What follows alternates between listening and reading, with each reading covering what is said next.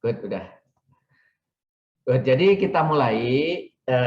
Kita akan membicarakan mulai dari apa yang barusan dibacakan oleh Teh Ike maupun Kak Farid. Kitab Al-Quran itu, Dzalikal kitabu, la raiba fi, tidak ada keraguan di dalamnya. Hudan sebagai petunjuk atau sebagai hidayah, lil muttaqin, bagi orang-orang yang bertakwa. Di dalam surat Al-Baqarah ayat kedua. Kemudian kita tahu, kita juga punya hadis, barang siapa berkehendak berbicara dengan Allah, maka bacalah Al-Quran. Dan kemudian, dan sungguh-sungguh kami Allah, yaitu di dalam Al-Qamar di 17, di 22, di 32, di 40 diulangi. Dan sungguh-sungguh kami, yaitu Allah, telah memudahkan Al-Quran untuk menjadi pelajaran. Maka adakah orang yang mau mengambil pelajaran? Sebetulnya gitu. Maka adakah orang yang mau mengambil pelajaran? Maunya diselipkan dan supaya bahasanya menjadi enak. Dan kemudian ada hadis lain dari Bukhari, sesungguhnya orang yang paling utama di antara kalian adalah yang belajar Al-Quran dan mengajarkannya. Nah, mudah-mudahan kita sekarang belajar, besok lusa kita bisa mengajarkan pada yang lain pada setiap kesempatan. Oleh karena itu, mudah-mudahan kesempatan hari ini bisa menambah kita untuk mendalami Al-Quran lebih baik lagi. Kita mundur dulu pada kesimpulan bulan lalu. Pertama, waktu kita memilih kata, pertama dicari dulu apakah kata ini termasuk huruf, karena huruf itu paling gampang, karena sudah dianggap kita menghafal huruf, ada 26. Dan kemudian dari bentuk dan cirinya pun paling mudah. Kemudian dilihat isimnya, apakah ini termasuk 8 ciri-ciri isim atau tidak. Kalau juga masih tidak, paling gampang dicari fi'il mudhorik, yaitu ada ya, yu, ta, tu, a, u, na, nu. Nah, kalau itu tidak ada, dianggap fi'il madi. Fi'il madi lihat belakangnya. A, u, at, tana, tatuma, tumtituma, tumatuna, tuna. Nah, kalau itu pun tidak ada, kemungkinannya adalah fi'il amr. Kalau juga ternyata fi'il amr itu tidak ada, maka skip. Karena pelajarannya belum nyampe. Walaupun nanti mudah-mudahan setelah pelajaran ini selesai, tidak ada lagi yang skip. Karena seluruh wajan akan disampaikan pada saat ini.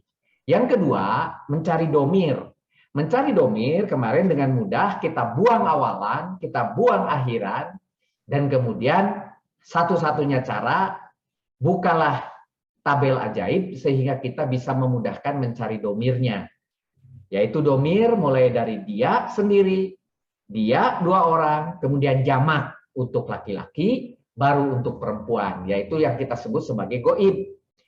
Barulah kemudian kita cari lagi apakah dia itu wanita atau laki-laki, kemudian apakah menjadi orang kedua, itu yaitu kamu dan kalian, dan barulah kemudian orang pertama yaitu aku dan kami. Itu domir yang harus kita pilih di antara 14 pakai tabel ajaib yang sudah disampaikan di pertemuan kemarin.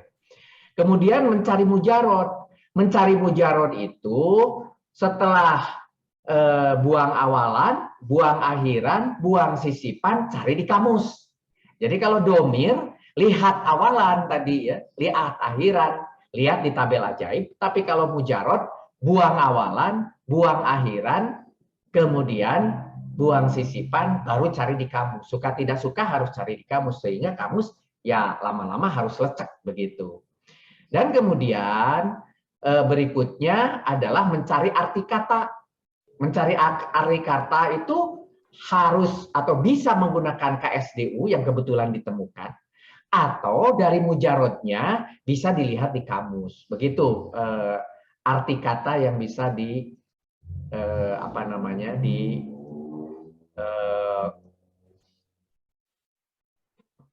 peroleh gitu ya. Dan kemudian berikutnya setelah itu kemarin diajarkan bagaimana mencari misalnya domir menggunakan tabel ajaib itu. Misalnya kemarin sudah kita ulangi dengan menggunakan kama amannan nasu qalu anu'minu. Nah, ketika anu'minu, ketika qalu itu dua-dua itu adalah termasuk fiil. Maka ketika qalu yang warna biru, maka apa yang harus kita cari? Karena dia itu tidak punya ya yuktatu au nanu, berarti dia madi. Karena dia madi, maka lihatlah di kolom madi yang belakangnya ada tanda. Kalau kita lihat di sini, sebentar, ada yang masuk. Menggunakan atau mencari qalu, ada waw alif, maka otomatis ketika kita lihat di kelompok madi, karena tidak ada awalan au ya yuktatu tadi, di kelompok madi yang belakangnya ada waw alif, maka kita akan temukan di situ hum. Selesai. Nah, ketika kita lihat nu'minu, nu'minu itu di sini ada awalan nun, sehingga ini masuknya adalah ke kelompok mudhari. Karena itu mudhari, maka kita lihat nun dan lihat kemudian di belakangnya u. Di sini ada u. Nah, maka kita akan peroleh di situ nahnu. Begitu juga ketika kita menggunakan